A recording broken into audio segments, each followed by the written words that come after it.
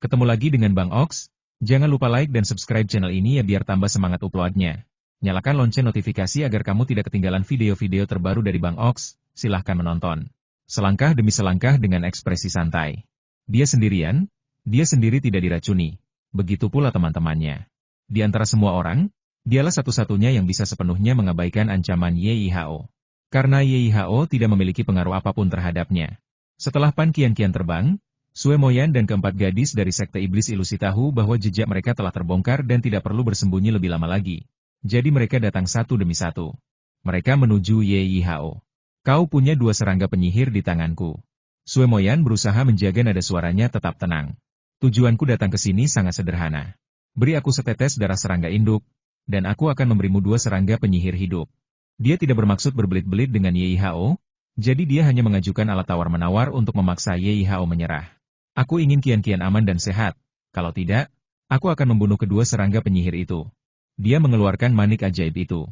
Di dalam manik-manik yang dipenuhi banyak ilusi tak terduga itu, terlihat 2 serangga penyihir kecil tersegel. Ia mengangkatnya ke arah YIHO, aku tahu serangga penyihir sangat sulit dimurnikan. Setiap serangga penyihir membutuhkan sebagian darah induk serangga dan membutuhkan jiwamu untuk memeliharanya secara perlahan. Setetes darah induk serangga untuk ditukar dengan 2 serangga penyihir adalah kesepakatan yang sangat menguntungkan untukmu. Bagaimana menurutmu? Mata suram YIHO menatap dalam-dalam ke mutiara ajaib dan 2 serangga penyihir yang tersegel. Dia ragu sejenak, mengerutkan kening, lalu berkata, jika Culi terbunuh lebih dulu dan rekanmu masih hidup, aku bisa menukar serangga penyihir itu denganmu. Tunggu sampai pertempuran mereka selesai. Selama waktu ini, sebaiknya kau bersikap baik. Apa kau tidak takut aku akan membunuh kedua serangga penyihirmu? Wajah Sue Moyan berubah dingin. Serangga penyihir sangat penting bagiku. Tapi kurasa dibandingkan dengan pentingnya serangga penyihir bagiku, rekanmu seharusnya lebih penting bagimu, kan? YIHO mencibir.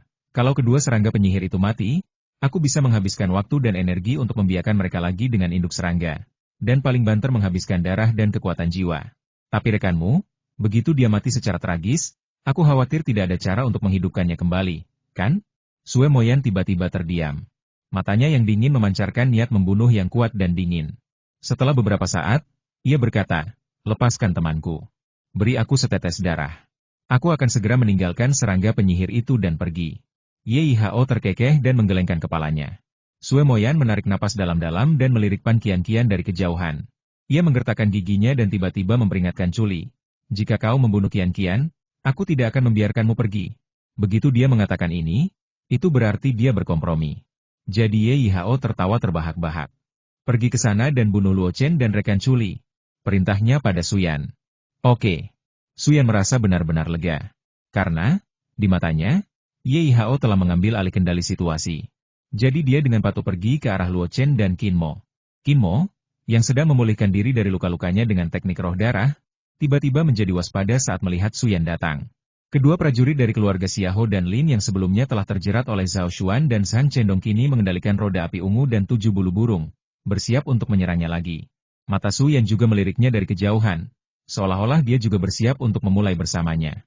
Hal ini memaksanya untuk menghentikan pemulihan dari cederanya dan bersiap untuk melanjutkan pertempuran berdarah. Aku akan memberimu waktu 1/4 jam. Tiba-tiba, suara Du Xiangyang terdengar dari belakangnya. Du Xiangyang berhenti di depannya dan menatap Su Yan serta 2 prajurit lain dari keluarga Xiahou dan Lin dengan malas. Kalian harus melewatiku dulu. Qin Mo tiba-tiba tertegun. Sambil mengerutkan kening, dia berbisik, dendam kita sudah terhapus. Aku ingin kau berutang budi padaku. Kenapa? Apa itu tidak mungkin? Du Xiangyang berbalik dan menunjukkan senyum cerahnya. Aku ingin kau, Qin Mo, berutang budi padaku. Saat dia berbicara, Su Yan datang dan berkata, Du Xiangyang, masalah ini tidak ada hubungannya denganmu. Apakah kamu benar-benar ingin campur tangan? Masalah ini tidak ada hubungannya denganku. Du Xiangyang tersenyum, menatap Su Yan, lalu menatap para prajurit keluarga Xiahou dan keluarga Lin. Lalu wajahnya tiba-tiba muram dan ia berteriak, tapi Qin Mo datang membawa jimat pedang gunung Tianjianku. Luo Chen, Zhao Xuan, dan Zhang Chendong semuanya memegang jimat pedang gunung Tianjianku. Ada juga beberapa prajurit gunung Tianjian yang tewas tragis akibat racun Fodo. Su Yan tampak tertegun. Dia telah mempelajari Du Xiangyang dan tahu bahwa Du Xiangyang dan Luo Chen tidak akur. Sebelum persidangan ini, dia dikalahkan oleh Luo Chen dan berpartisipasi dalam persidangan sebagai seorang Lone Ranger. Dia tidak mengerti mengapa Du Xiangyang melompat keluar dan mengucapkan kata-kata seperti itu pada saat kritis. Dia tidak bisa mengerti. Karena mereka dari Gunung Tianjian, dan aku juga seorang pejuang dari Gunung Tianjian. Du Xiangyang tampak serius untuk sesaat. Mereka tidak bisa mentolerirku dan menganggapku seperti duri di mata mereka. Tapi mereka tetaplah pejuang dari Gunung Tianjian. Kalian tidak bisa membunuh mereka di depanku. Mereka mewakili martabat Gunung Tianjian. Dan aku tidak akan membiarkan martabat Gunung Tianjian dipermalukan. Begitu dia selesai berbicara, bola-bola api yang berkobar tiba-tiba keluar dari tubuh Du Xiangyang. Api yang berkobar itu berubah wujud menjadi seekor burung phoenix yang bangkit dari abu, terang dan menyilaukan, dengan postur yang sangat anggun, membawa api ke seluruh langit, dan dengan anggun jatuh ke arah Suyan dan dua orang lainnya. Pada saat yang sama, seluruh tubuh Du Xiangyang terbakar oleh api, dan pedang di tangannya mulai terayun. Langit yang penuh dengan bayangan api juga menyerbu ke arah Suyan, menutupi mereka semua. Qin Mo tiba-tiba tertegun. Luo Chen, yang momentumnya sudah melemah, diserang balik oleh Xiahou Yuan dan Lin Dongxing. Tubuhnya penuh luka dan berdarah.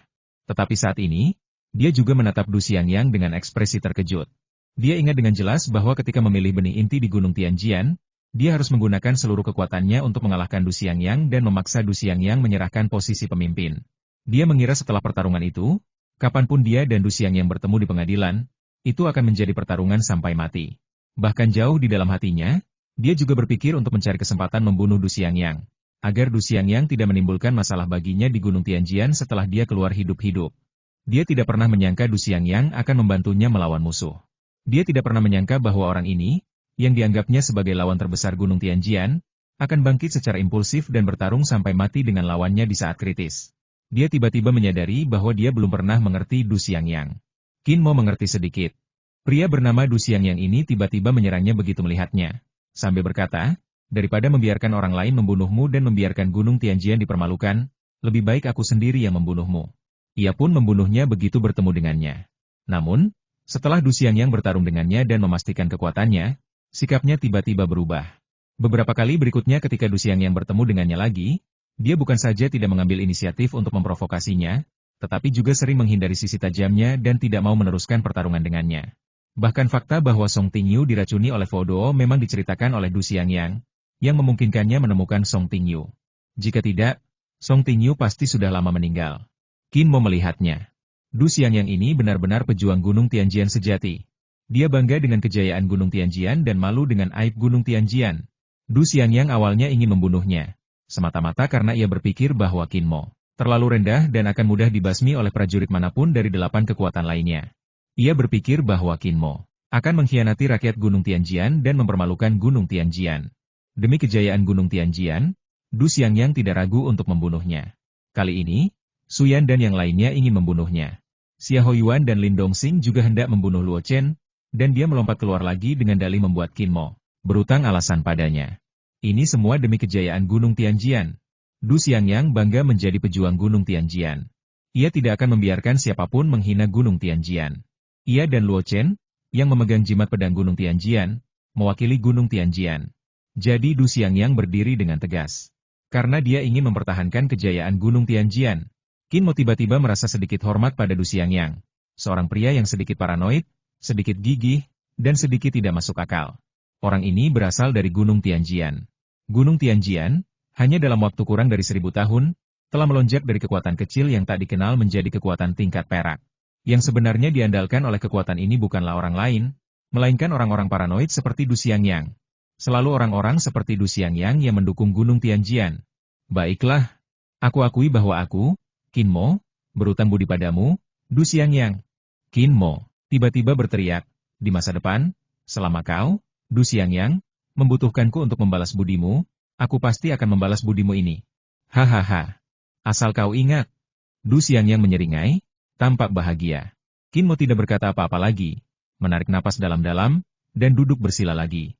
Dia tidak lagi memperhatikan Luo Chen yang terancam bahaya. Dia juga tidak melihat Du Xiangyang yang menyerbu masuk. Dia juga tidak melihat Chuli yang dikepung oleh 8 orang yang terinfeksi Vodou. Dia juga tidak melihat Sue Moyan.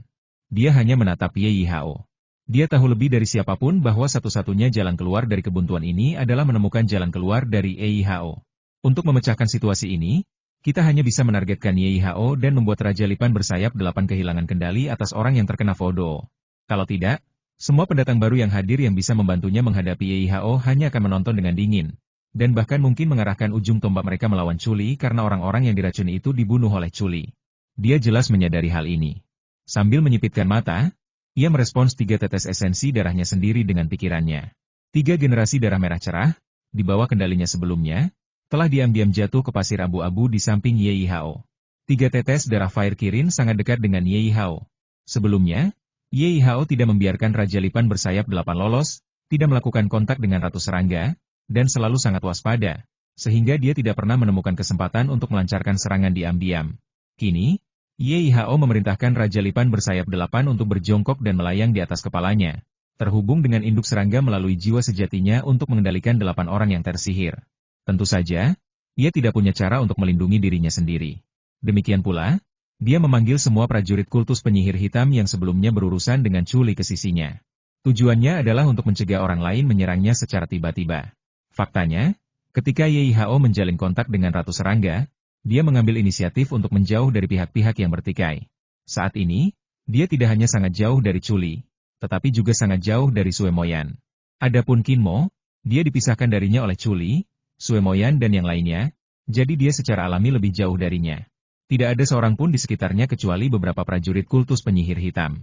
Dia tidak pernah dapat membayangkan bahwa Qin Mo, yang berada paling jauh darinya, telah merencanakan sesuatu untuk melawannya sejak awal pertempuran, saat debu akibat ledakan guntur sunyi misterius belum sepenuhnya hilang. Memang tidak ada seorang pun di sampingnya. Namun ada 3 tetes darah Fire Kirin yang terkubur di pasir abu-abu. Pada saat ini, Chuli berada di bawah pengepungan tak kenal takut dari 8 orang yang telah diracuni oleh Vodou, dan tubuhnya terus-menerus dipukul oleh senjata spiritual. Tubuh Chuli yang diselimuti cahaya bintang bergoyang di udara, wajahnya tampak garang, tetapi dia masih berusaha sekuat tenaga menahan diri. Dia menahan diri untuk tidak membunuh ke-8 orang itu.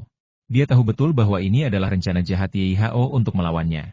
Selama dia jatuh ke dalam perangkap, Sue Moyan dan penonton lainnya tidak hanya tidak akan membantunya, tetapi juga akan mengarahkan ujung tombak mereka untuk melawannya. Qin Mo mengamatinya dari jauh, mengetahui kesulitan yang dihadapinya, dan juga mengerti bahwa jika saatnya tiba, Chuli pasti akan melancarkan serangan.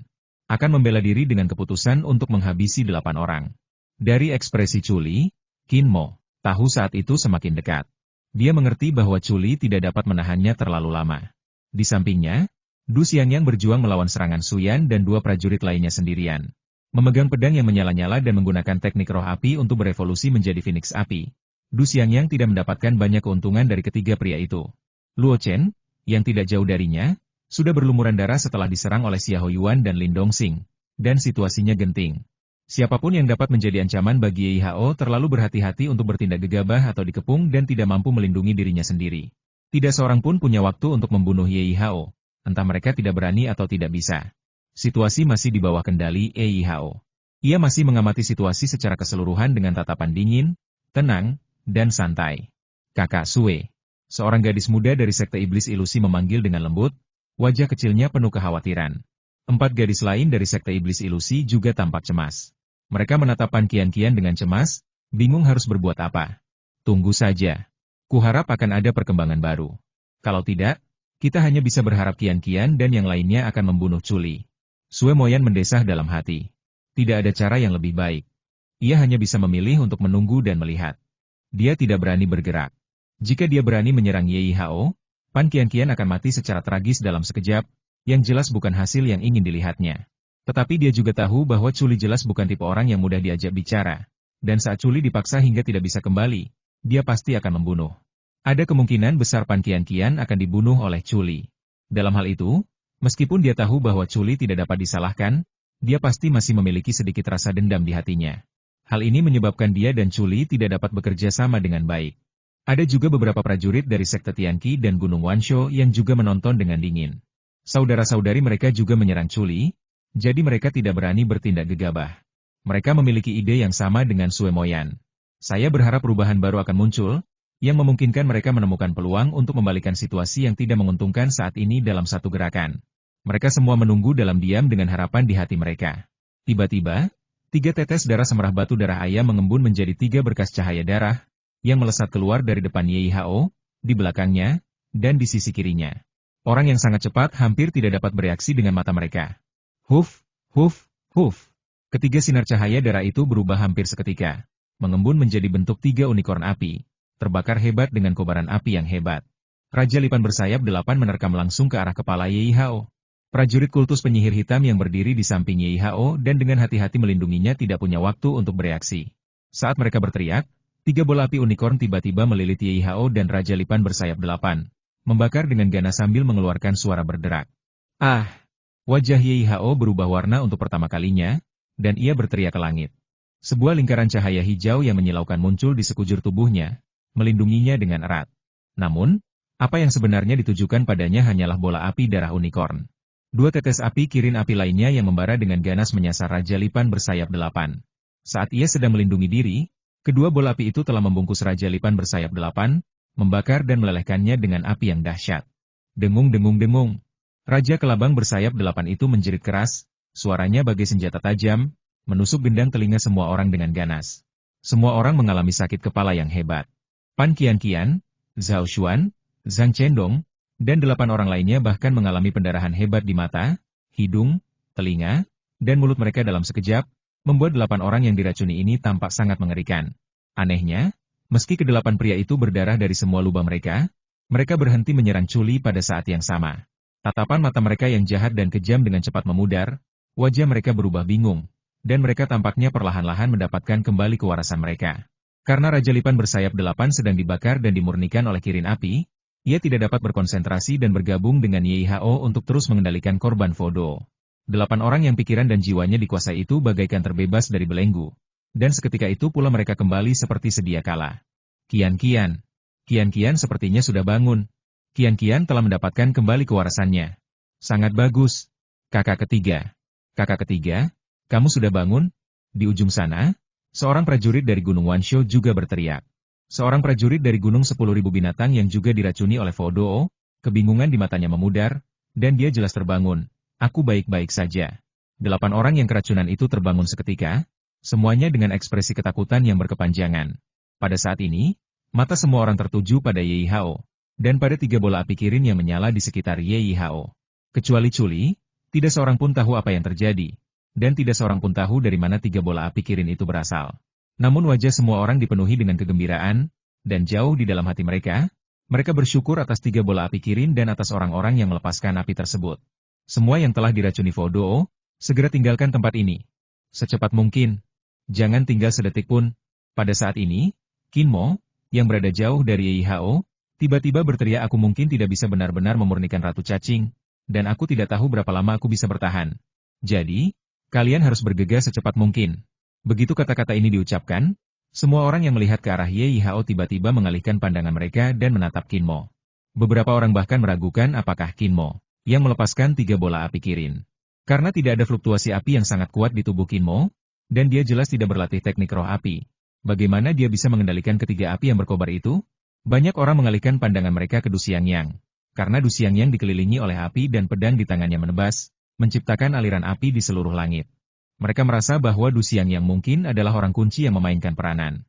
Qian, keluar dari sini. Kakak ketiga, cepat pergi.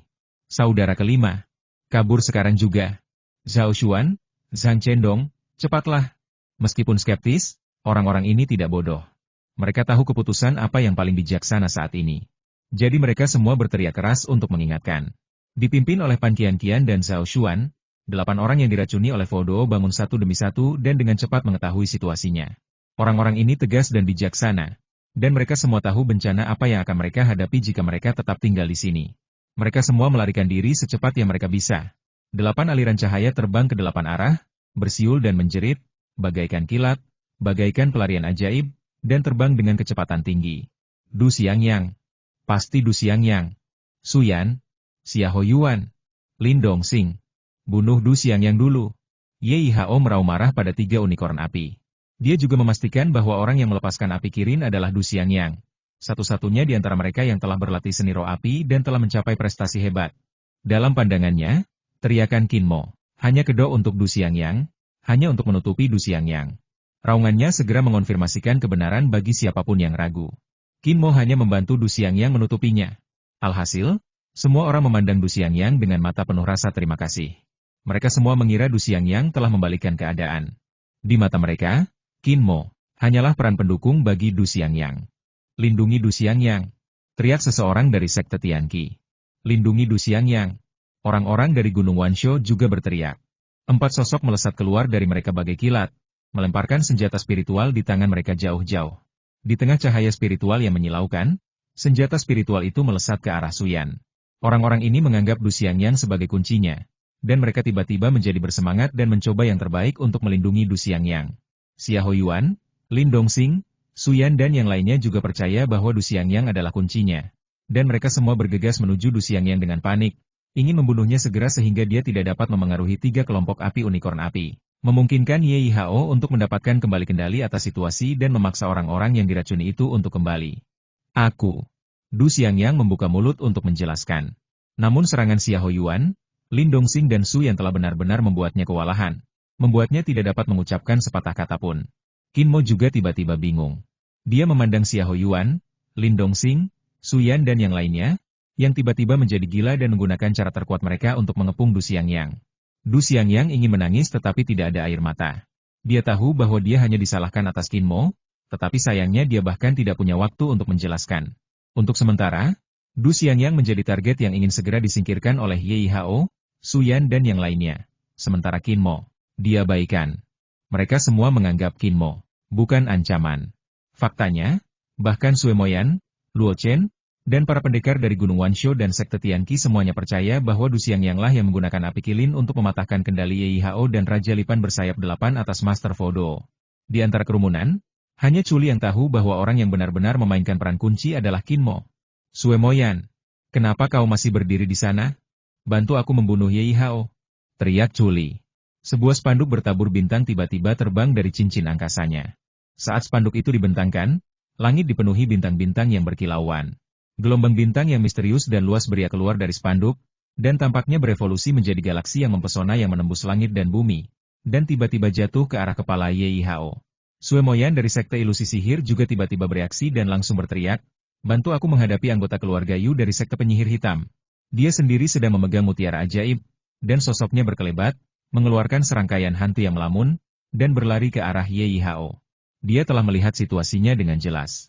Siapapun orangnya, dengan 3 api kilin, mereka berhasil mematahkan kendali Ye Yihao dan Raja Lipan bersayap 8 atas orang-orang yang diracuni. Pada akhirnya, orang-orang yang harus dibunuh tetaplah Ye Yihao dan Induk Serangga. Sekte Setan Hantu dan Kultus Penyihir Hitam selalu berselisih di benua Tianlu. 2 serangga penyihir yang disegelnya kini telah membunuh Xiao Die dan Xiao Wan. Sekalipun kali ini ia mendapatkan darah serangga induk, ia tetap akan membalas dendam pada Ye Yihao di masa depan. Sekarang, dengan kesempatan bagus seperti itu di depannya, dia tentu tahu apa yang harus dilakukan. Ho ho, ho ho. 3 bola api berbentuk unikorn api masih membungkus Ye Yihao dan Raja Lipan bersayap 8, membakar dengan ganas. Serangga penyihir bersayap itu berteriak keras di tengah kobaran api, membuat kulit kepala orang-orang mati rasa dan jiwa mereka seakan runtuh. Lingkaran halo hijau beriak dari tubuh Ye Yihao, dan ia menggunakan perisai energi untuk melindungi tubuhnya dengan erat agar tidak terbakar dan dimurnikan oleh api. Ia juga memamerkan giginya dan tampak agung. Bunuh Du Xiangyang segera. Ye Yihao berteriak dengan marah. Su Yan, Lin Dongxing, Xiahou Yuan, dan 2 prajurit lainnya, dengan cahaya spiritual berceceran di seluruh tubuh mereka dan senjata spiritual bersiul di tangan mereka, terus menyerang Du Xiangyang. Ledakan. Kipas bulu di tangan Su yang terbuat dari emas dan besi, diukir dengan totem naga yang indah.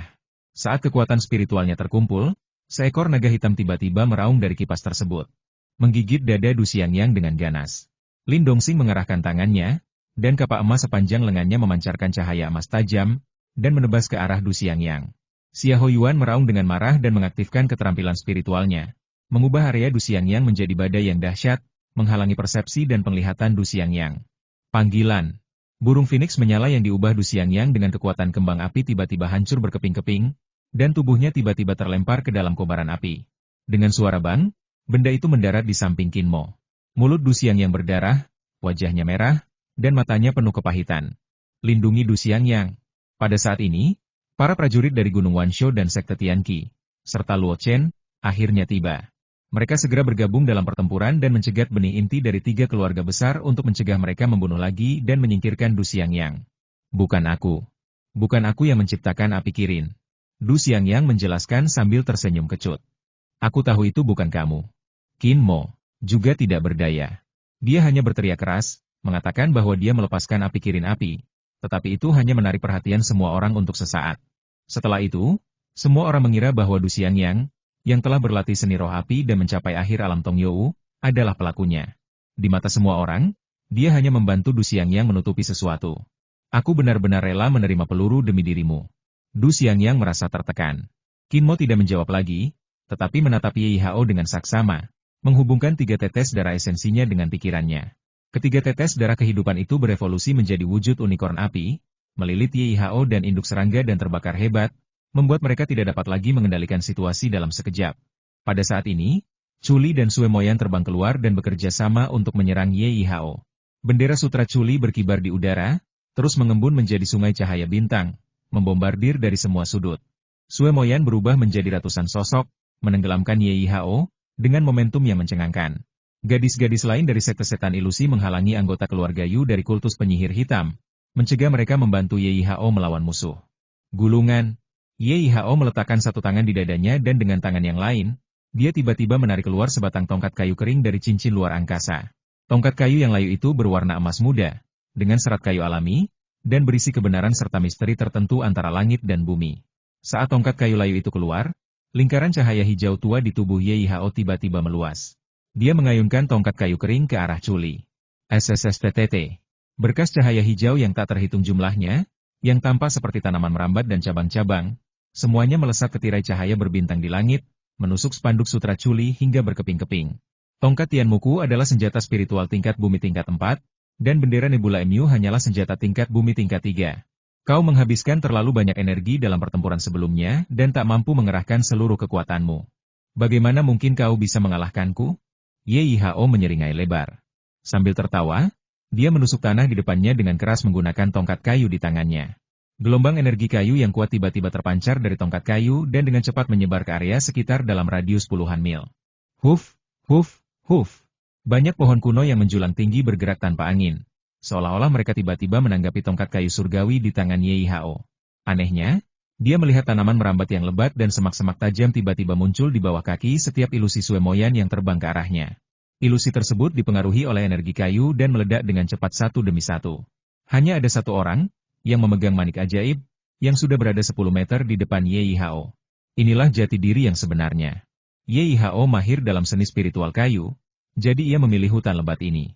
Di sini, ia bagaikan ikan di air, dan dapat memanfaatkan medan untuk meningkatkan efektivitas tempurnya di saat-saat kritis. Pohon kuno itu bergerak. Ia bergerak ke arah kita. Gadis dari sekte ilusi iblis itu tiba-tiba berteriak. Mereka menyadari bahwa area yang tadinya rata dengan tanah oleh guntur pemusnahan misterius kini kembali penuh dengan kehidupan. Pohon-pohon besar yang jauh dari area ini bergerak aneh setelah Ye Hao memasukkan tongkat Tianmu di tangannya ke tanah. Akarnya merayap di tanah dan dengan cepat bergerak menuju posisi Ye Hao. UPS. Seorang prajurit dari Gunung 10.000 Binatang tak kuasa menahan diri untuk berteriak, orang ini sedang berlatih teknik roh kayu. Di sini, kekuatannya bisa ditingkatkan pesat. Dia juga bisa menggunakan alat spiritual untuk mengendalikan pohon-pohon kuno ini. Benar-benar merepotkan. Tidak ada yang bisa diubah. Sue Moyan tiba-tiba berkata dengan lembut. Manik ajaib di tangannya tiba-tiba memancarkan cahaya terang yang tak terhitung jumlahnya, dan medan magnet yang dahsyat tiba-tiba menyebar dari manik itu. Ada sedikit kebingungan di mata Ye Hao. Ia menatap Sue Moyan, dan untuk sesaat, ia tampak bodoh. Tampaknya Sue Moyan telah menjadi orang yang paling dekat dengannya dan paling dihormatinya saat ini. Dia jelas terperangkap dalam ilusi sekte ilusi iblis. Chuli, teriak Sue Moyan. Chuli memiliki pisau besi dingin bertabur bintang tambahan di tangannya, dan pisau itu langsung menebas Raja Lipan bersayap 8. Dentang, percikan api beterbangan, dan Raja Lipan bersayap 8 menjerit kesakitan, matanya yang ganas dipenuhi dengan kekerasan. Jelas saja, dia dipukul keras oleh Chuli. Dia belum mati. Chuli tertegun sejenak, lalu bersiap menebasnya lagi dengan pedangnya. Pada saat ini, Ye Hao tiba-tiba terbangun dan berkata dengan garang, kamu mencari kematian. Puluhan anak panah kayu hijau, yang dipadatkan dari kekuatan spiritual, setajam pisau dan langsung menusuk dada Chuli. Engah, dada Chuli langsung berdarah, bahkan darah mengucur dari mulutnya. Susunan penyegel langit, teriak Qin Mo, dengan suara berat. 6 pilar batu menjulang tinggi menjulang ke langit dari arahnya, memancarkan cahaya terang dan membawa aura yang mengikat langit dan bumi, dan tiba-tiba menutupi arah Ye Hao. Qin Mo menatap Ye Hao dengan mata terpaku, dan menggunakan kesadaran jiwanya untuk mengendalikan pilar pola roh untuk membangun formasi penyegelan. Dia hanya perlu mengikat Ye Hao sejenak sehingga Ye Hao tidak bisa melepaskan tangannya untuk berurusan dengan Chuli. 6 pilar pola spiritual melepaskan cahaya bintang, sungai yang berkelok-kelok, dan burung-burung spiritual terbang, yang menutupi kepala Ye Hao. Susunan penyegel langit. Teriak Qin Mo. Dari jauh. Suatu kekuatan penahan yang mengikat langit dan bumi, memenjarakan jiwa, dan membuat energi spiritual tidak dapat mengalir tiba-tiba muncul di ruang tempat 6 pilar pola spiritual berada. Ye Hao ada di antara mereka. Ye Hao yang tengah memutar tongkat Tianmu dan hendak menghantamkannya ke dada Chuli, tiba-tiba berhenti. Setiap gerakan yang dilakukannya tiba-tiba menjadi sangat lambat, tampak sangat berat dan sulit. Chuli terlempar keluar dari pusat 6 pilar pola spiritual dengan darah muncrat dari mulutnya. Di sisi lain, Sue Moyan terjun bebas ke dalamnya. Begitu memasuki area kurungan arai penyegelan segala langit, gerakannya melambat. Ia merasa seolah-olah jiwanya terpenjara, kekuatan spiritualnya berubah, dan bahkan tubuhnya seperti terikat tali, membuatnya sulit bergerak. Qin Mo, setelah Chuli keluar dari formasi, dia mendongak dan melihat Qin Mo, bergegas ke arahnya, dan tidak bisa menahan diri untuk berteriak. Tekan itu, teriak Qin Mo. Lingkaran gelombang cahaya yang menakjubkan beria keluar dari 6 pilar pola spiritual, seperti riak di danau, cantik dan berwarna-warni. Gelombang-gelombang itu, seperti membentuk putaran baru pengekangan, dituangkan ke tubuh Ye Hao lapis demi lapis, dan juga jatuh ke Sue Moyan yang telah menerobos masuk. Kedua orang ini, yang berada di Forbidden Array of the Heavens, seperti terjebak dalam rawa. Gerakan mereka terbatas, kekuatan spiritual mereka terpengaruh, dan bahkan kemampuan persepsi jiwa mereka pun sangat berkurang. Chuli langsung bereaksi. Di saat kritis, Qin Mo lah yang menekan Ye Hao dengan pilar pola roh. Di sisi lain, Du Xiangyang juga menatap 6 pilar pola spiritual dengan mata berbinar. Bukankah itu pilar batu terlarang dari sekte Tianqi kita? Salah satu dari 18 senjata spiritual tingkat bumi? Totalnya ada 12 pilar penyegel, dan ini hanya 6? Namun, dilihat dari penampilan dan kekuatannya, mereka memang pilar penyegel. Pilar penyegel telah hilang selama bertahun-tahun. Bagaimana mungkin ada di tangan orang ini? Siapa yang tahu? Ketika beberapa prajurit dari sekte Tianqi membantu Du Xiangyang mencegat Suyan dan yang lainnya, mereka tiba-tiba melihat 6 pilar pola spiritual terbang ke langit. Mereka semua terkejut.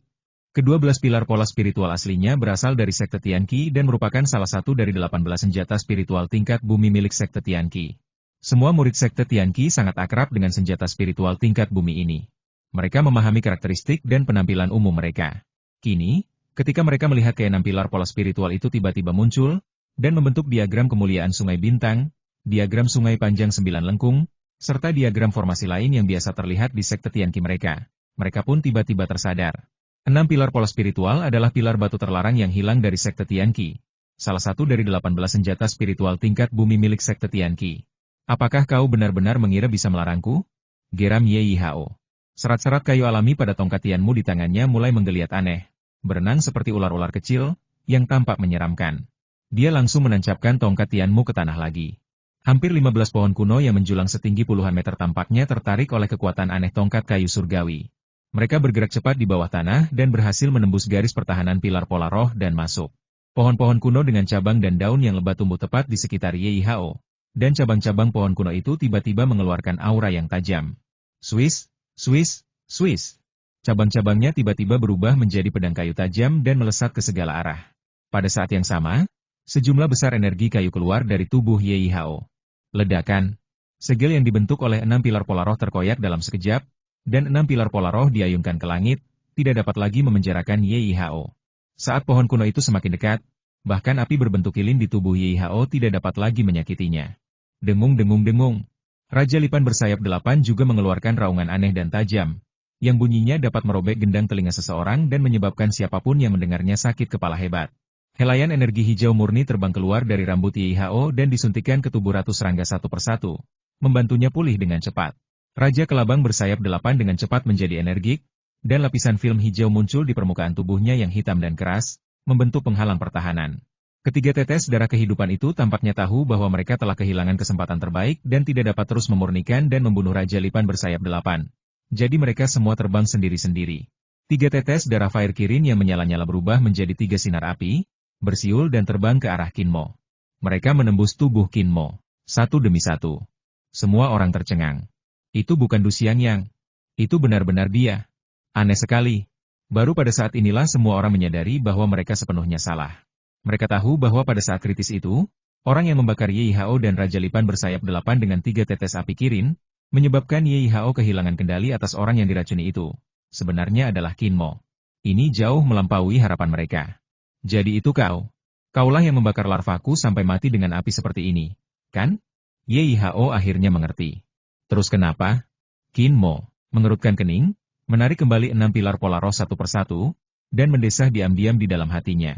Atau karena wilayah kekuasaannya tidak cukup tinggi dan ia tidak bisa mengendalikan lebih banyak pilar pola roh. Jika ia bisa mengendalikan ke-12 pilar pola roh untuk membentuk arai penyegel surga terkuat, ia yakin Ye Hao tidak akan bisa lepas dan akan ditekan hidup-hidup. Bahkan Sueli ditekan oleh 12 pilar pola roh, bagaimana Ye Hao bisa lolos? Sayangnya, karena wilayah kekuasaannya sendiri yang tidak memadai dan kurangnya kekuatan, ia hanya dapat mengerahkan kekuatan 6 pilar pola roh, yang memungkinkan Ye Hao untuk membebaskan diri. Kamu harus mati. Ye Hao berteriak. Kerak! Kerak! Tubuhnya tampak berubah menjadi kayu, dengan potongan-potongan baju besi kayu tumbuh di kulitnya. Sekilas, ia tampak seperti manusia kayu, tampak sangat aneh. Namun, pada saat yang sama, aura yang sangat menakutkan keluar dari tubuhnya. Aura itu membuat semua orang yang hadir berubah warna. Teknik kultivasi Ye Hao sungguh misterius. Dia bisa menggunakan vitalitas pohon-pohon ini untuk meningkatkan dirinya dalam waktu singkat. Teriak Chuli. Semuanya, hati-hati. Sue Moyan juga berteriak. Di sisi lain, Luo Chen dan yang lainnya juga berubah warna.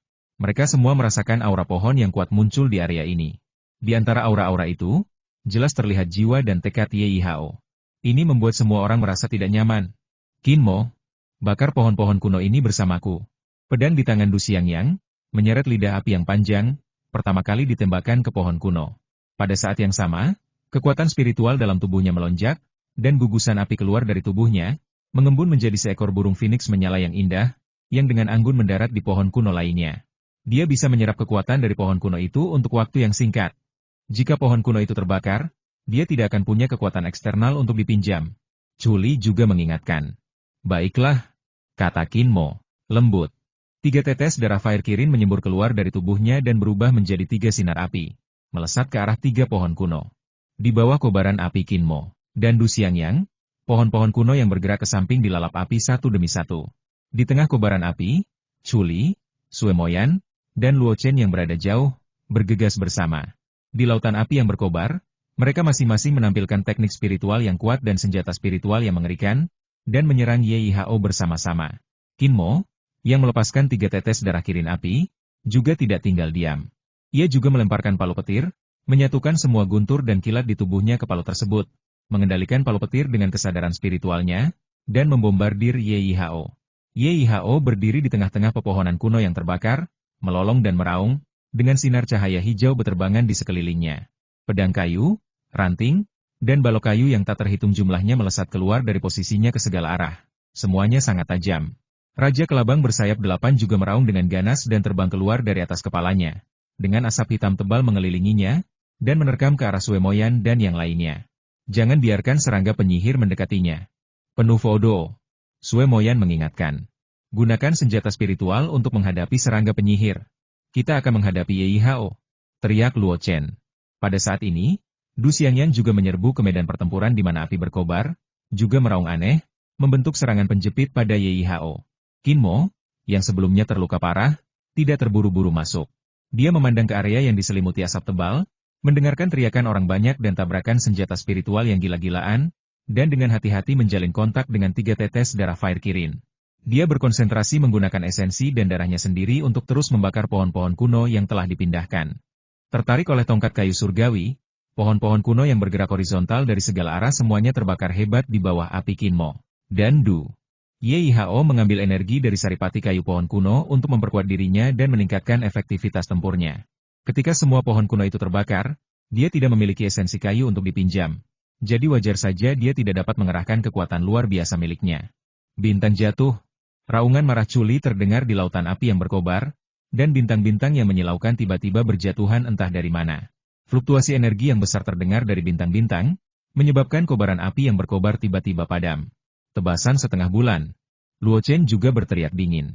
Sebuah busur pedang berbentuk bulan sabit, bersinar dengan cahaya keperakan, jatuh dari langit seperti bulan sabit, tajam dan mematikan, dan juga jatuh ke lautan api. Roh! Sue Moyan memegang sekte hantu ajaib di tangannya dan mempraktikkan teknik spiritual ajaib. Matanya berbinar seolah menusuk hati Ye Yihao. Du Xiangyang juga berteriak, dengan api yang hebat keluar dari tubuhnya, dan mengarahkan kepalanya ke arah Ye Yihao. Para sakti itu menyatukan kekuatan untuk menyasar Ye Yihao, dan mereka memamerkan keterampilan spiritual yang luar biasa serta senjata spiritual yang super kuat, bertekad membunuh Ye Yihao saat itu juga. Qin Mor berada di luar lautan api, mengendalikan 3 tetes darah Fire Kirin untuk membakar pohon kuno sambil dengan hati-hati merasakan pergerakan di dalamnya. Dalam kepulan asap tebal, tanpa sinar-sinar cahaya warna-warni saling bertabrakan bagai meteor terang, menyemburkan api yang teramat mempesona, menyilaukan dan cemerlang. Ia bisa mendengar teriakan Ye Yihao dan lolongan tajam Raja Lipan bersayap 8. Dari lolongan manusia dan binatang itu, ia tahu bahwa Ye Yihao mungkin dalam masalah dan dipukuli oleh orang banyak. Ia mendapati bahwa segala sesuatunya telah berkembang sampai pada titik di mana tampaknya apa yang ia lakukan tidak lagi diperlukan. Di sisi lain, para prajurit dari sekte Tianqi dan Gunung Wanshou menjerat Suyan, Lin Dongxing dan yang lainnya, dan memaksa mereka menggunakan teknik membelah diri menjadi 2. Gadis-gadis dari sekte iblis ilusi yang datang bersama Sue Moyan menghalangi anggota keluarga Yu dari kultus penyihir hitam, membuat orang-orang ini mustahil melindungi Ye Yihao. Tidak peduli dari sudut pandang mana, Ye Yihao, yang dikepung oleh kerumunan, kemungkinan besar akan berada dalam bahaya besar dan akan mati di sini. Hal ini membuat Qin Mo merasa sedikit lega. Ye Yihao, yang berada di dalam api, diserang oleh Chuli, Luo Chen, Sue Moyan, 3 prajurit setingkat, dan Du Xiangyang. Ia terkejut dan merasa bahwa perjalanan ini mungkin berbahaya. Tongkat Tianmu di tangannya mengembun menjadi perisai cahaya hijau, yang ditutupi dengan serat kayu hijau, dan cahaya berbentuk daun hijau zamrud muncul darinya. Awalnya, dia dapat menggunakan tongkat kayu surgawi untuk menyerap energi dari pepohonan kuno di sekitarnya, sehingga melindungi dirinya dalam segala aspek dan sangat meningkatkan kekuatan pertahanan perisai cahaya. Namun, setelah Qin Mo dan Du Xiangyang membakar semua pohon kuno, dia tidak dapat meminjam esensi kayu apapun. Jadi dia merasa tidak yakin. Namun, tepat ketika serangan-serangan itu mulai mereda, ia tiba-tiba merasakan gelombang kehidupan yang luar biasa deras dari sudut hutan lebat. Pada saat yang sama, vitalitas kayu yang kuat, bagaikan mata air yang memancar, tiba-tiba muncul dari bawah kakinya. Tambahkan langsung ke tongkat Tianmu di tangannya. Dalam sekejap, energi Yihao melonjak hampir 3 kali lipat, dan tongkat Tianmu di tangannya juga memancarkan cahaya hijau yang menyilaukan dan menakutkan dalam sekejap. Dorong, dorong, dorong. Bintang-bintang yang jatuh dari langit, pelangi pedang berbentuk bulan sabit, serangan jiwa Sue Moyan, dan matahari yang mengamuk milik Du Xiangyang semuanya diblokir oleh perisai cahaya.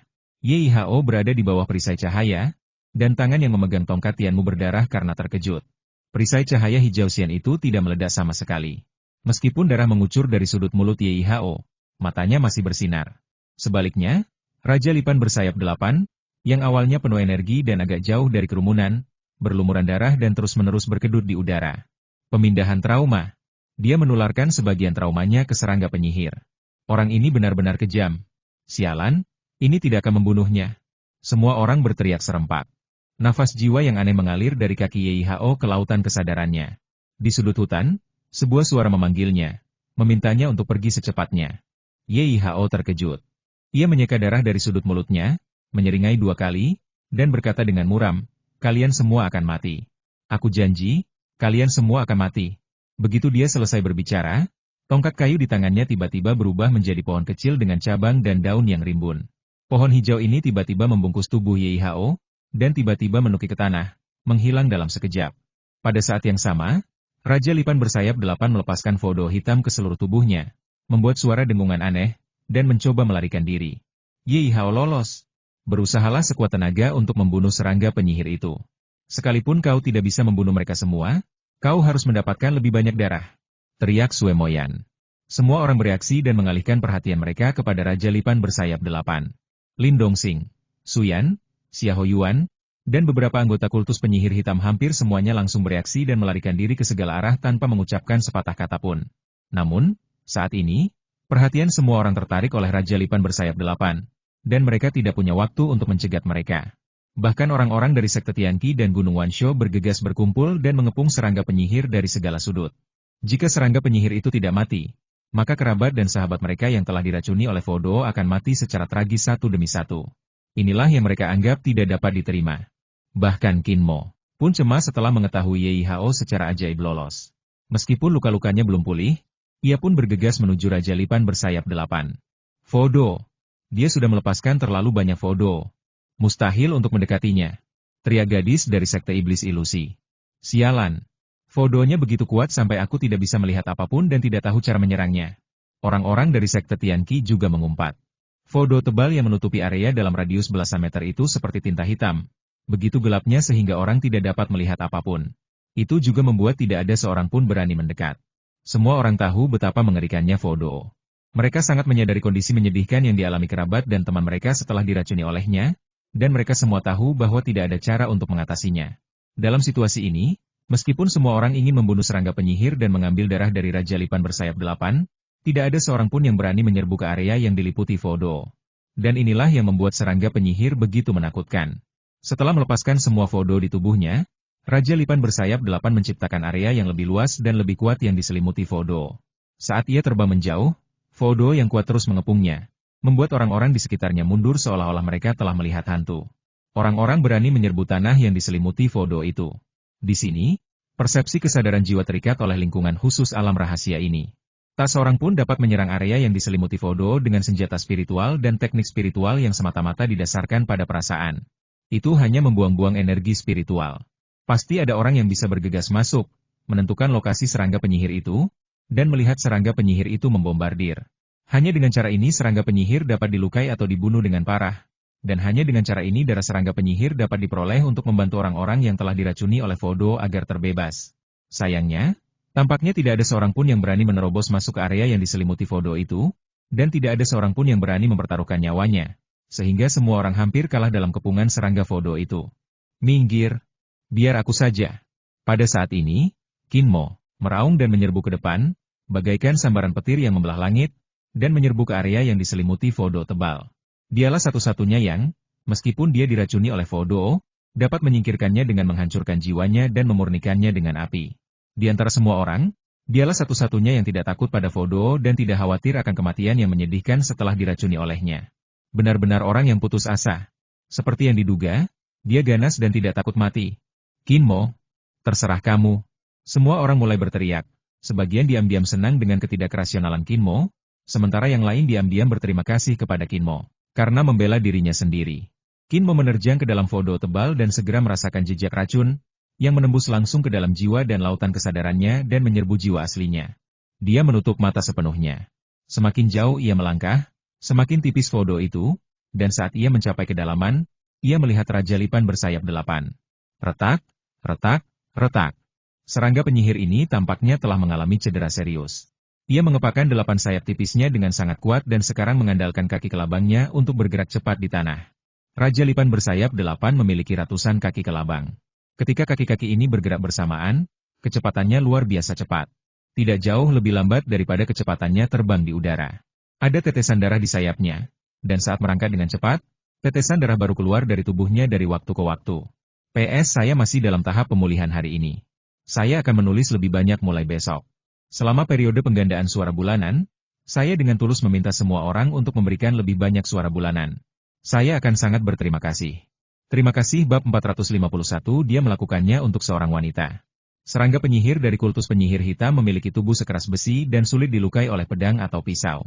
Air dan api biasa hampir tidak dapat mengancam mereka. Karena itulah kultus penyihir hitam mempunyai teknik spiritual berbahaya yang disebut transfer kerusakan. Yaitu mentransfer kerusakan parah yang dialami seorang prajurit kepada serangga penyihir melalui hubungan jiwa dan daging dan darah antara prajurit dan serangga penyihir. Dengan cara ini, prajurit yang terkena pukulan keras akan mampu meminimalisir kerusakannya. Melalui metode inilah, YIHO memindahkan sebagian besar luka di tubuhnya langsung ke induk serangga, menyebabkan Raja Lipan bersayap 8 yang awalnya penuh semangat menjadi lesu dalam sekejap, bahkan tidak dapat mengepakkan sayapnya dan terbang. Retak, retak, retak. Ratusan kaki kelabang Raja Kelabang bersayap 8 bagaikan bilah pisau tajam yang membelah tanah, memancarkan cahaya yang menyilaukan. Serangga penyihir yang terpisah dari tubuh YIHO ini panjangnya hanya setengah lengan manusia normal. Warnanya hitam pekat, seolah terbuat dari besi murni. Ketika 8 sayapnya mengepak, darah samar-samar terlihat mengucur dari tubuhnya. Anehnya, tetesan darah itu tidak jatuh dari sayapnya, melainkan menempel di sayapnya seolah-olah memiliki daya rekat yang kuat. Kinmo, cobalah bunuh serangga penyihir itu jika memungkinkan. Kalau tidak berhasil, ambil darahnya sebanyak mungkin. Suara Culi terdengar dari luar kabut Fodo. Kinmo tidak menjawab, tetapi menatap serangga penyihir itu dengan saksama. Sambil memegang palu guntur di tangan kanannya, ia segera mengaktifkan guntur surgawi. Kilatan petir bersambung dari palu petir. Ia menatap Raja Lipan bersayap 8 dan memfokuskan pikirannya untuk mengikuti jejak serangga penyihir itu dari dekat. Memanggil.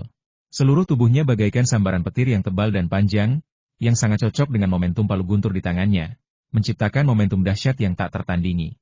Dia memukul Raja Kelabang bersayap 8 dengan keras menggunakan palu petir. Dengung-dengung-dengung.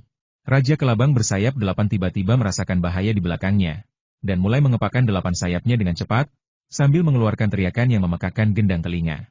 Suara siulan itu bagai jarum baja tajam yang menusuk hingga ke dalam pikiran, jiwa, dan raga orang-orang di sekitarnya.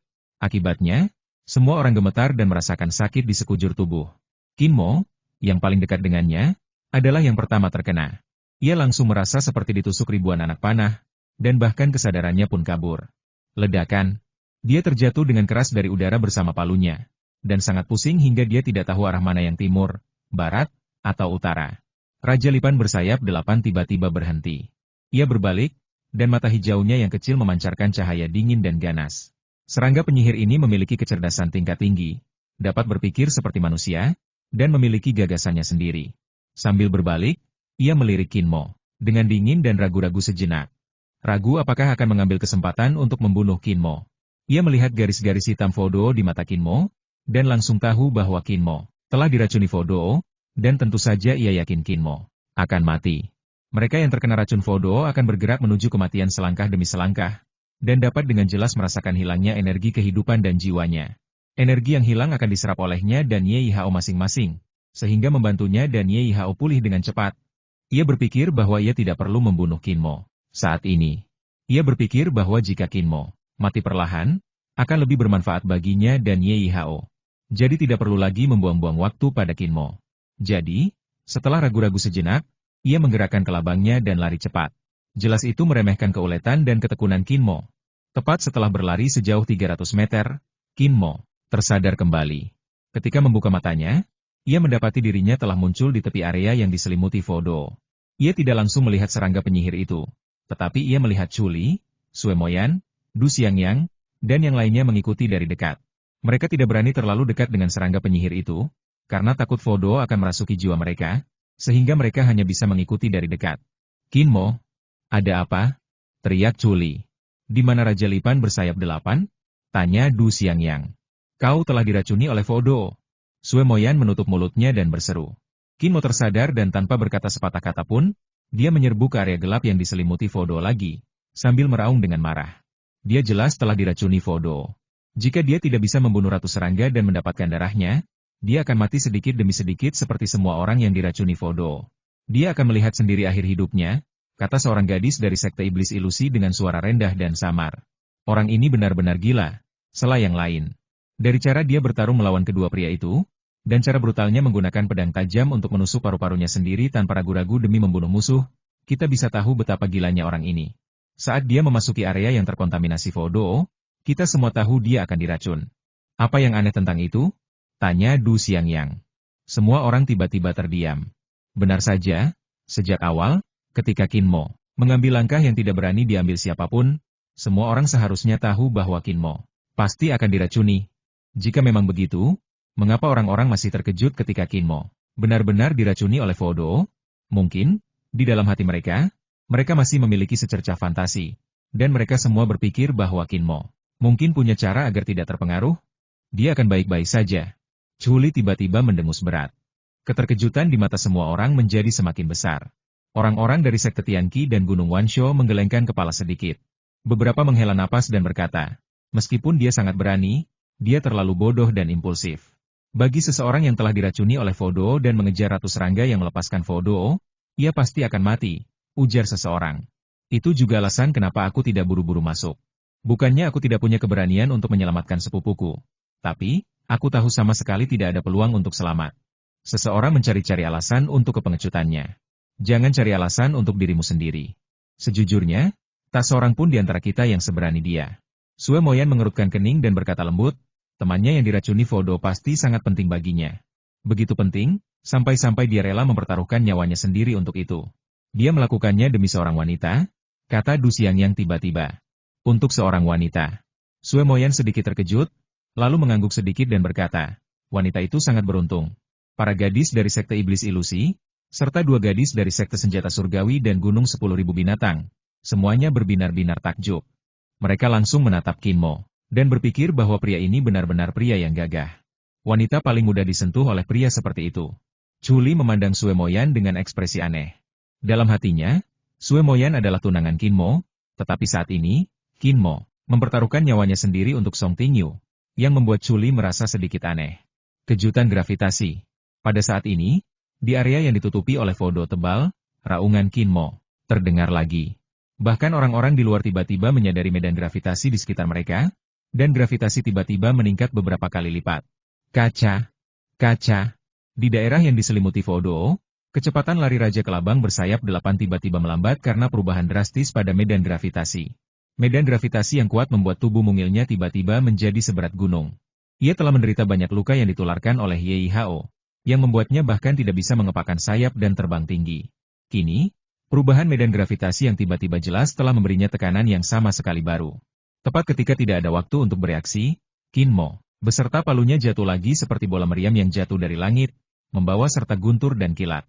Kali ini, Qin Mo terbungkus dalam es dan petir, dan dia menggunakan kekuatan spiritualnya untuk melindungi telinganya, khususnya untuk mencegah lolongan tajamnya menyerang.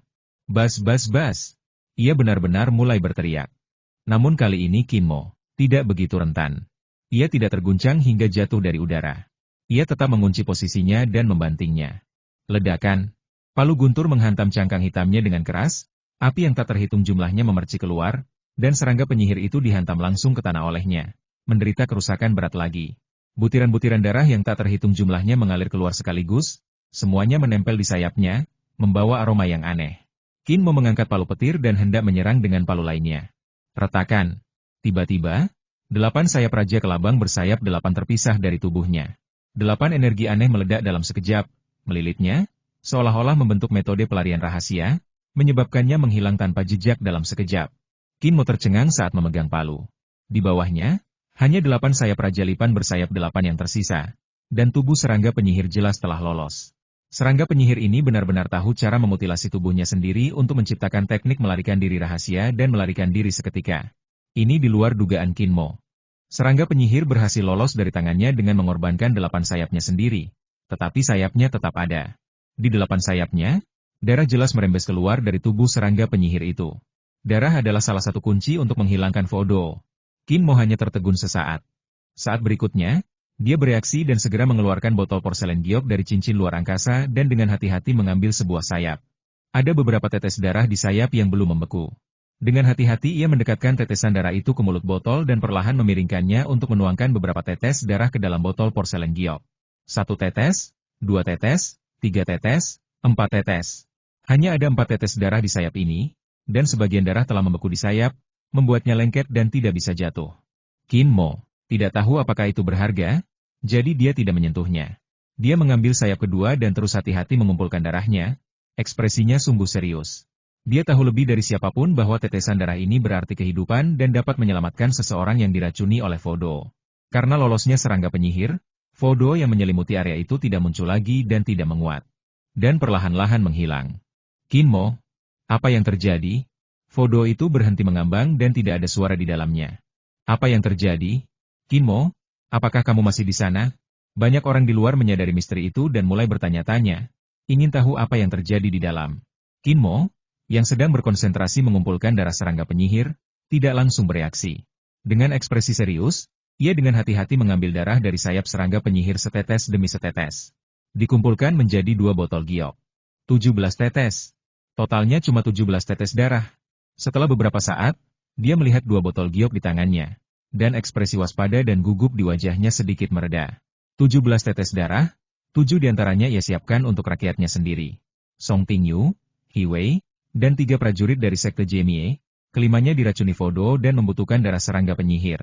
Dari 2 tetes darah tambahan, 1 disediakan untuk Xie Jingxuan dan lainnya disiapkan untuk Gao Yu.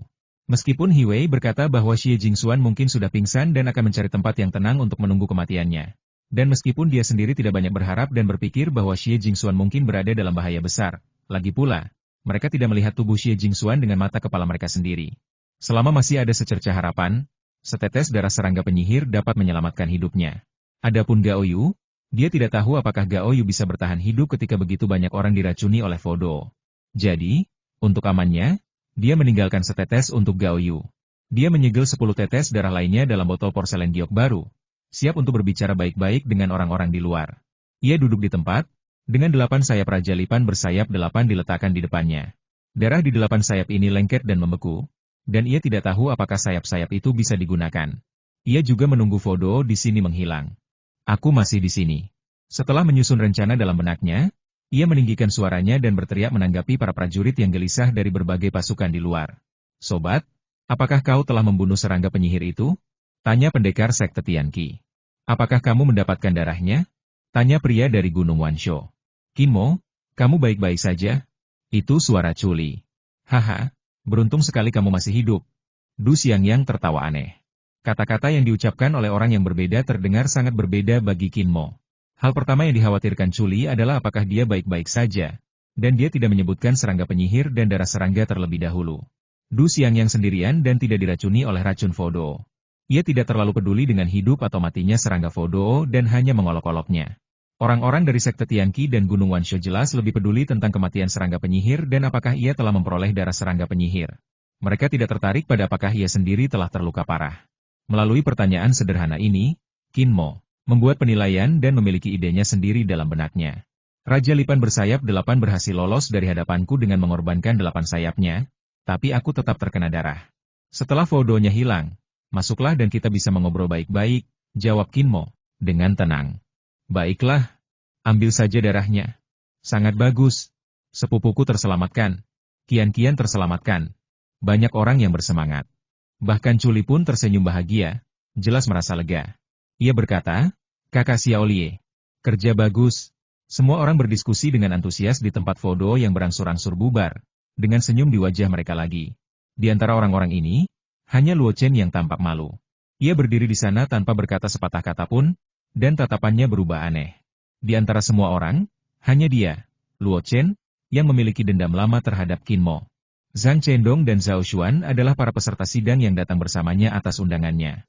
Ia telah berjanji kepada mereka bahwa ia akan melakukan yang terbaik untuk melindungi mereka. Sekarang, kedua pria itu telah diracuni oleh Fodo dan sangat membutuhkan darah serangga Fodo untuk mematahkannya. Namun darah berada di bawah kendali Kinmo. Saat ini, semua orang akan memuji Kinmo. Sue Moyan, orang-orang dari sekte Tianqi dan Gunung Wansho, serta Culi dan Du Xiangyang, akan berdiri di samping Kinmo. Belum lagi Luo Chen sekarang terluka parah. Sekalipun dia berada di puncak karirnya, dia tidak akan mendapat manfaat apapun jika mencoba merampok Kinmo, tepat di bawah hidung orang-orang itu. Jadi apa yang harus dia lakukan? Wajah Luo Chen muram dan tak menentu. Ia berdiri sendirian di sana, hatinya bergejolak. Raut wajahnya terkadang garang, terkadang muram, dan terus berubah. Di area yang diselimuti Fodo yang berangsur-angsur menghilang, Kinmo duduk bersila, menyesuaikan diri dan memeriksa luka-lukanya sementara Fodo belum menghilang. Ia terkejut mendapati luka-lukanya tidak separah yang dibayangkannya. Energi spiritual dalam darahnya jelas sangat bermanfaat bagi kedua luka di paru-paru dan telapak kakinya. Pada saat ini, ia meraba dengan teliti dan menemukan bahwa luka-luka di dada dan telapak kakinya tidak hanya berkeropeng, tetapi sel-sel dan serat-seratnya juga sedang ditata ulang. Energi dalam darahnya dengan cepat menyembuhkan luka fisiknya. Tubuhnya yang abnormal juga memiliki kemampuan pemulihan yang kuat. Segala macam keajaiban, yang saling tumpang tindih, menyebabkan tubuh fisiknya yang sebelumnya rusak parah menyembuhkan dirinya sendiri dengan kecepatan luar biasa. Setelah pemeriksaan yang cermat, dia tampak lebih tenang.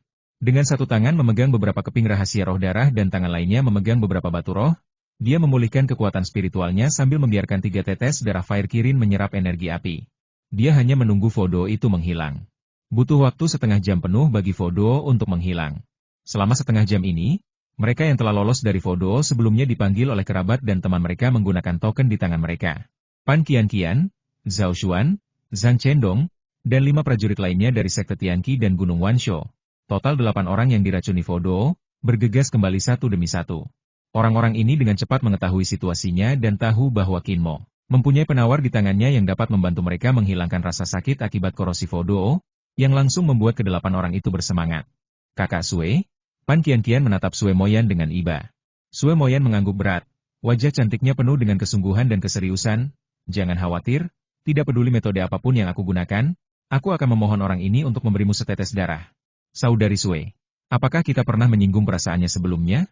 Kita salah paham dengannya dan Chuli, dan kita terus mengejarnya untuk waktu yang lama. Aku khawatir dia tidak akan memaafkan kita semudah itu. Seorang gadis dari sekte iblis ilusi berkata dengan cemas. Oh, ini semua salah kita. Kita benar-benar dalam masalah sekarang. Gadis lain mendesah. Pan Qianqian juga cemas, apa yang harus saya lakukan? Selalu ada harga. Sue Moyan menggertakkan giginya, asal dia mau memberikan setetes darah, apapun syaratnya, aku akan mencari cara untuk menyetujuinya. Paling buruk, kita para saudari bisa berlutut dan memohon padanya bersama-sama. Kakak Sue. Mata Pan Qianqian berkaca-kaca. Kakak Luo. Di sisi lain, Zhao Xuan dan Zhang Chendong tampak sedih dan tertekan. Apakah orang itu mendapatkan darah serangga penyihir? Tanya Zhao Xuan. Wajah Luo Chen muram, bagaikan ayam jantan yang kalah. Ia telah kehilangan harga dirinya yang dulu. Ia menundukkan kepala dan berkata, benar. Zhao Xuan dan Zhang Chendong mengabaikannya dan hampir menangis. Luo Chen pernah berurusan dengan Qin Mo sebelumnya, dan mereka adalah kaki tangannya. Bahkan di benua Cilan, peran yang mereka mainkan tidaklah gemilang. Tapi sekarang, Qin Mo memegang penawar yang bisa menentukan hidup atau mati mereka. Apa yang harus mereka lakukan? Kabut Fodo perlahan menghilang. Para prajurit dari semua pasukan menunggu cukup lama, dan ketika jejak terakhir kabut hitam menghilang, mereka akhirnya bergegas menuju lokasi Qin Mo. Dengan tidak sabar. Apa kau benar-benar baik-baik saja? Chuli mendekat dan memeriksanya lebih dekat. Ketika ia menyadari tidak ada tanda-tanda luka serius di permukaan, ia pun tak kuasa menahan diri untuk memastikannya sekali lagi. Qin Mo tersenyum dan menggelengkan kepalanya. Tidak apa-apa. Bagus. Bagus sekali. Chuli menyeringai. Memang benar kejahatan telah berlangsung selama 1000 tahun. Du Xiang yang terkesima. Kau, si jahat, tidak mati, dan Ye Hao, si jahat, malah lolos. Bahkan serangga penyihir pun lolos dengan tenang. Sepertinya orang baik tidak mendapatkan balasan baik, dan orang jahat, sebaliknya, hidup lebih lama. Dia juga menggolongkan Qin Mo sebagai orang jahat. Apakah kau mendapatkan darah dari Raja Lipan bersayap 8? Seorang prajurit dari Gunung 10.000 Binatang menatap botol porselen giok di depan Qin Mo, dengan mata berbinar. Di dalam botol porselen giok itu, ada setengah botol darah, totalnya 10 tetes. Mata semua orang tertuju pada botol porselen giok, ekspresi mereka bergerak sedikit dan mata mereka menunjukkan cahaya aneh. Ada di dalam botol, totalnya 10 tetes. Qin Mo mengulurkan tangan dan mengambil botol porselen giok itu. Hanya 10 tetes? Chuli terkejut. 10 tetes? Prajurit dari Gunung Myriad Beasts yang pertama kali bertanya tertegun sejenak, berbalik untuk melihat beberapa orang di belakangnya, dan tiba-tiba berkata, cukup. Hanya ada 8 orang yang telah diracuni Fodo di sini, dan masih ada 2 tetes lagi. Qin Mo dan aku telah berjuang sampai sekarang hanya demi kematian Raja Lipan bersayap 8 dan demi darahnya. Kita berdua membutuhkan setidaknya 5 tetes darah. Chuli mendengus dingin. Begitu kata-kata itu keluar, sekelompok orang yang semula mengira darah serangga penyihir sudah lebih dari cukup langsung terdiam. Qin Mo sendiri juga telah diracuni Fodo, dan dia membutuhkan setetes lagi.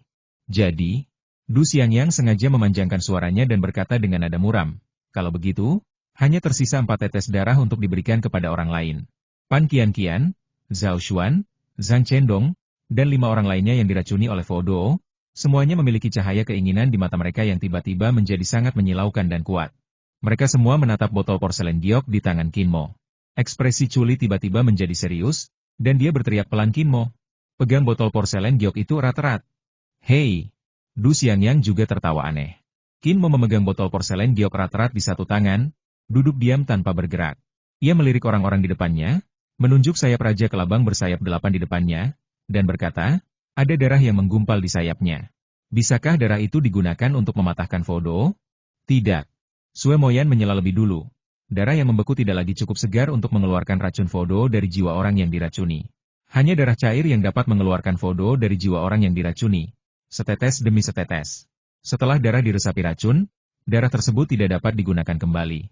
Ia mengerutkan kening, terdiam beberapa detik, mendesah dalam hati, lalu berkata, 10 tetes darah kutu penyihir hanya bisa menyembuhkan 10 orang yang keracunan. Sayangnya, tidak akan berhasil untuk lebih dari 1 orang. Semua orang menjadi lebih diam. Untuk sesaat, tatapan orang-orang ini terhadap botol porselen giok di tangan Qin Mo menjadi semakin tajam dan aneh. Suasana seluruh adegan tiba-tiba menjadi tegang dan tampak seperti akan terjadi pertikaian. Terutama para prajurit dari Sekte Tianqi dan Gunung Wansho. Niat membunuh secara bertahap memenuhi mata mereka, dan bahkan tubuh mereka samar-samar memancarkan aura dingin. Total darah serangga penyihir hanya 10 tetes.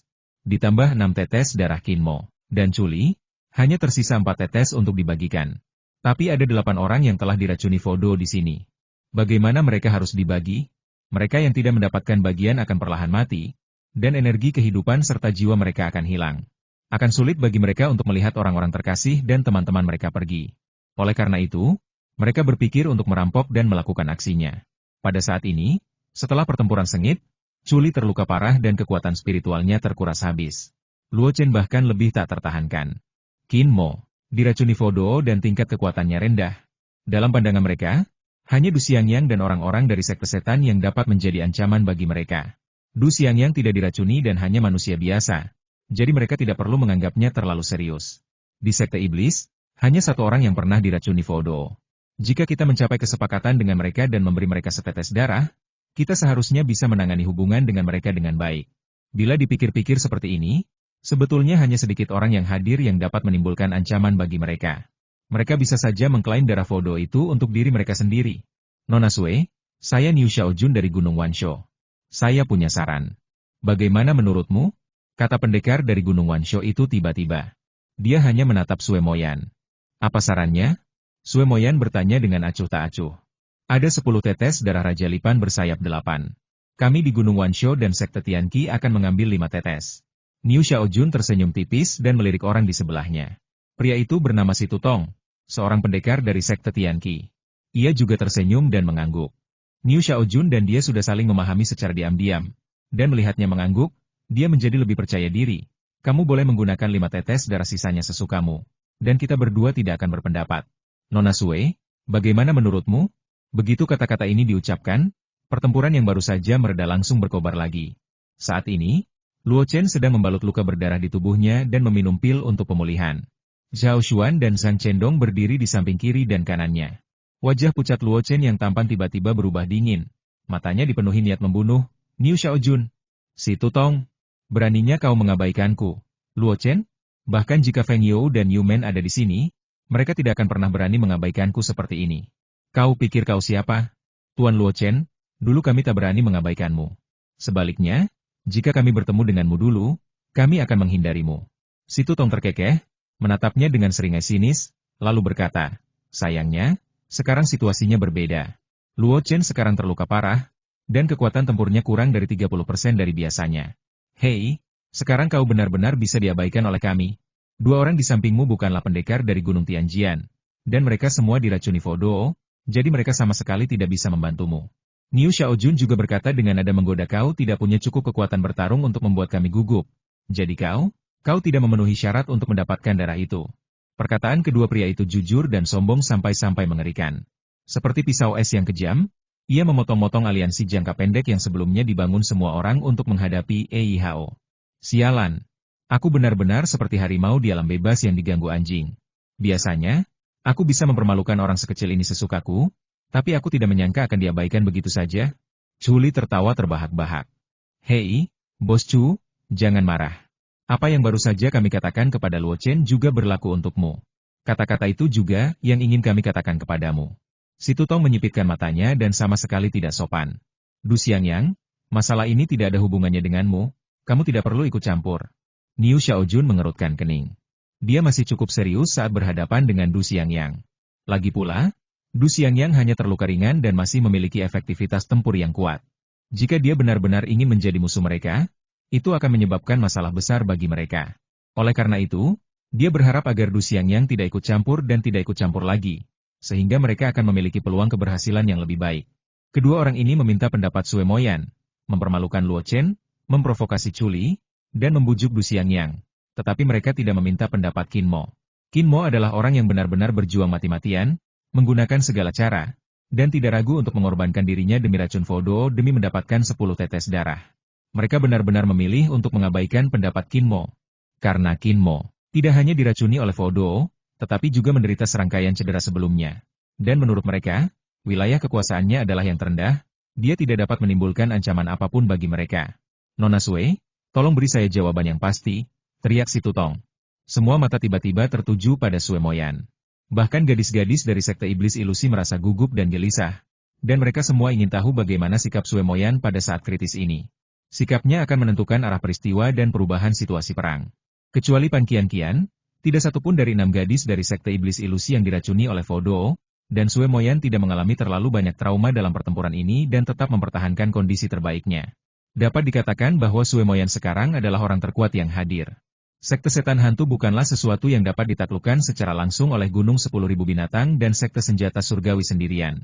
Bahkan jika mereka berdua bergabung, mereka belum tentu mampu memperoleh 100% keuntungan atas gadis-gadis dari sekte iblis ilusi yang dipimpin Sue Moyan. Karena mereka sangat waspada, mereka selalu menunjukkan rasa hormat dan terus meminta nasihat Sue Moyan.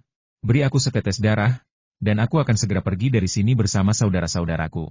Aku hanya ingin 1 tetes. Sue Moyan tiba-tiba berkata kepada Qin Mo. Tidak.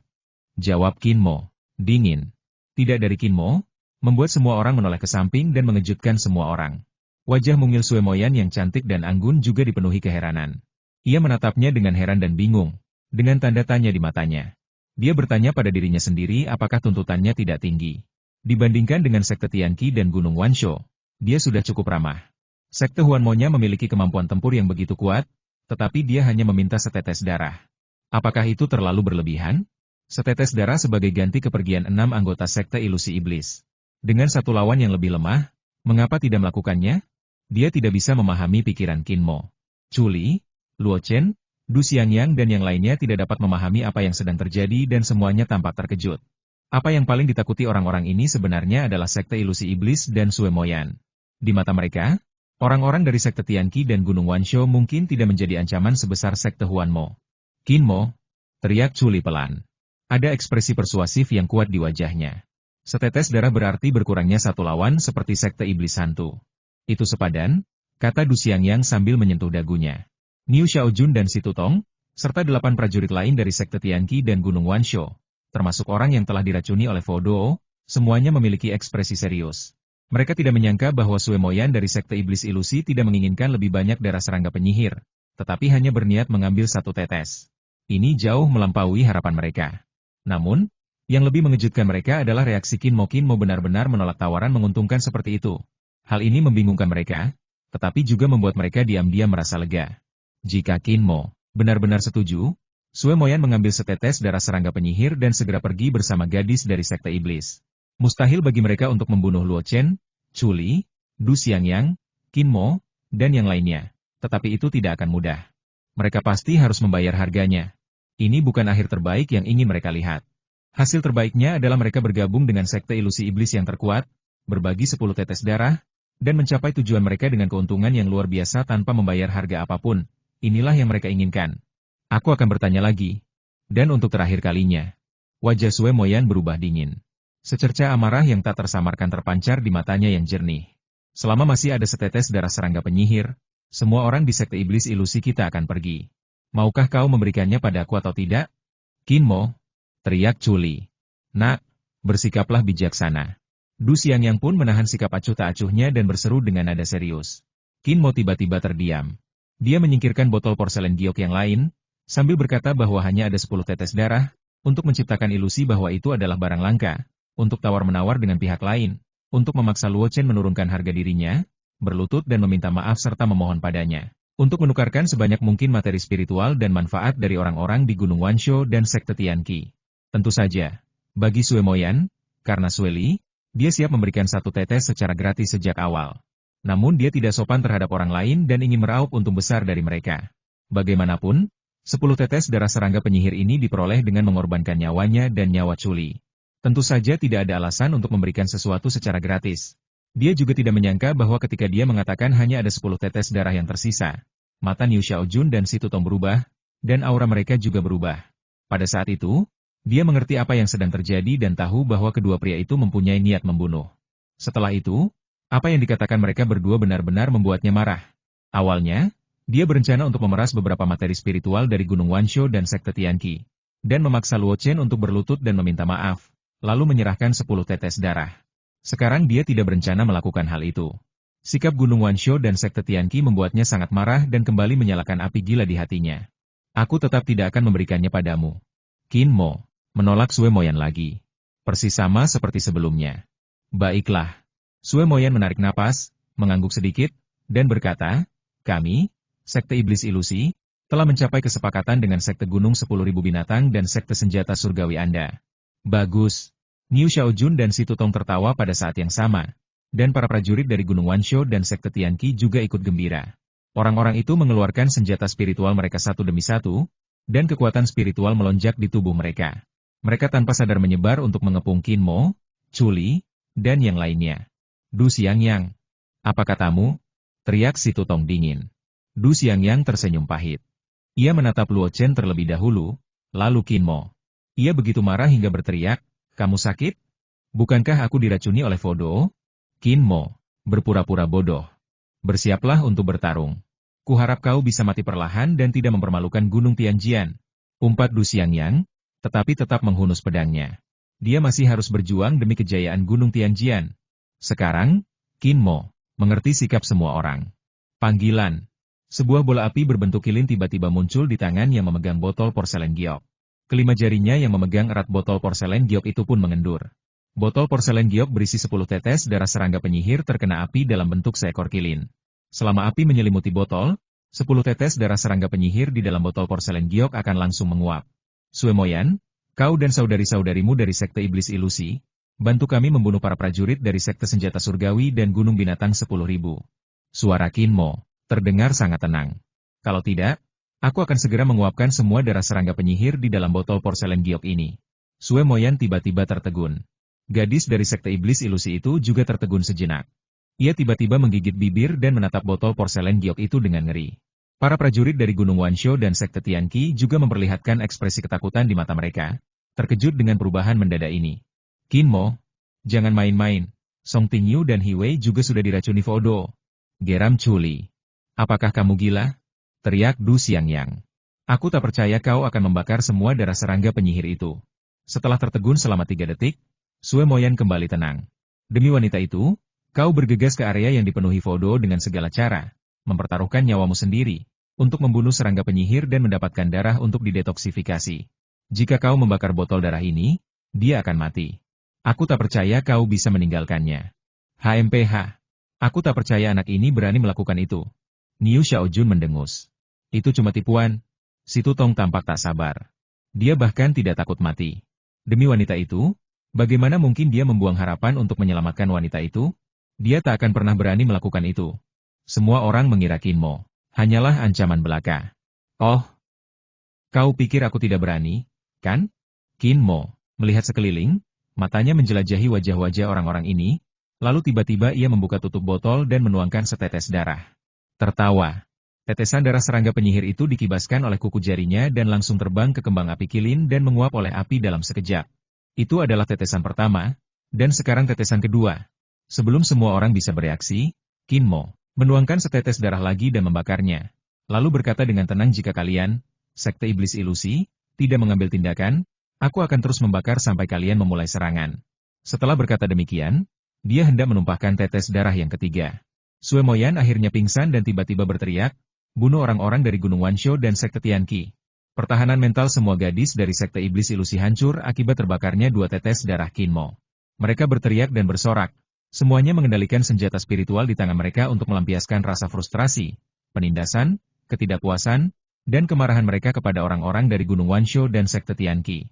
Luo Chen, jika kau bisa membunuh 2 orang dari Gunung Wansho dan Sekte Tianqi, aku akan memberimu 2 tetes darah untuk menghilangkan Fodo Zhao Xuan dan Zhan Chendong.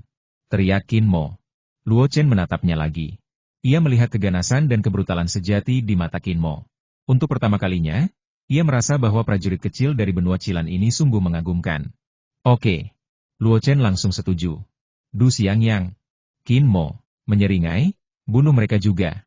Untuk setiap orang yang kau bunuh, aku akan memberimu 10 kristal api langit lagi. Saat dia mengatakan ini, cincin angkasa di tangannya menyala, dan kepingan kristal api langit muncul satu demi satu tepat di depannya. Setelah Du Xiangyang melihat sejumlah besar kristal api langit, dia mengumpulkannya lagi. Oke. Saat ini, Du Xiangyang sudah tertawa terbahak-bahak dengan mata menyala-nyala. Kakak Chu, Apa kau bisa mentolerir orang-orang itu mempermalukanmu seperti itu? Qin Mo menyeringai dan berdiri lebih dulu. Ia mengangkat palu petir dan berkata dengan tatapan galak, kalau aku pasti tidak akan mentolerirnya. Bagaimana mungkin aku bisa menoleransi ini? Chuli langsung meraung. Kalau begitu bunuh mereka. Qin Mo menghentakkan kakinya keras ke tanah, dan kekuatan bumi yang dahsyat langsung menembus jauh ke dalam tanah, menyebabkan perubahan mendadak pada gravitasi internal. Ketika si Tutong, Niu Xiaojun dan yang lainnya melihat situasi terbalik dalam sekejap, wajah mereka tiba-tiba berubah.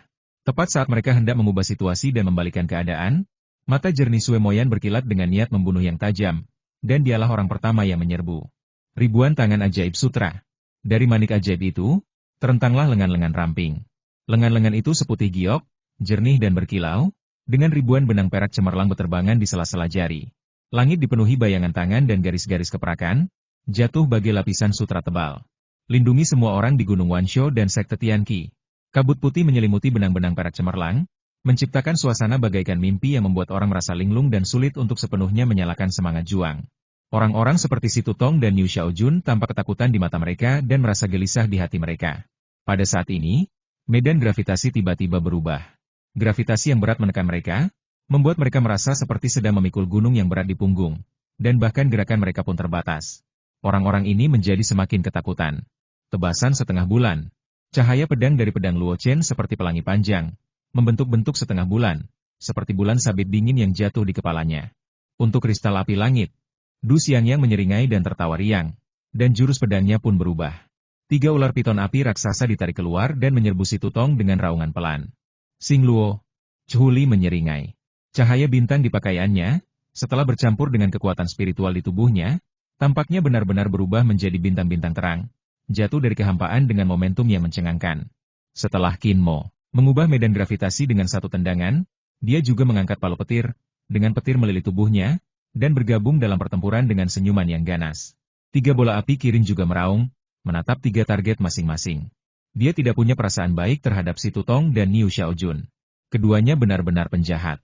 Begitu mengetahui bahwa Chuli dan Luo Chen terluka parah dan bahwa wilayah kekuasaannya rendah, dia langsung memiliki pikiran jahat dan ingin bersatu dengan sekte iblis untuk membunuh mereka dan merebut darah serangga penyihir itu.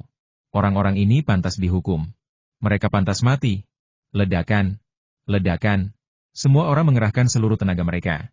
Berbagai teknik spiritual dan senjata spiritual yang dahsyat dan kuat dikerahkan kepada para pendekar Gunung Wansho dan Sekte Tianqi, menyebabkan mereka tumbang dalam sekejap. Melarikan diri. Membubarkan. Lari dulu. Cari kesempatan balas dendam nanti. Para prajurit dari Gunung Binatang Segudang dan Sekte Senjata Surgawi berteriak kaget dan saling memperingatkan. Sebelum kekuatan dahsyat itu turun, mereka melakukan metode pelarian yang cerdik satu persatu. Ada yang berubah menjadi cahaya pelangi dan lenyap dalam sekejap, ada yang menggali ke dalam tanah seakan-akan menyelam ke dalam tanah, dan ada yang tiba-tiba tak terlihat lagi tanpa jejak. Namun tidak semua orang seberuntung itu.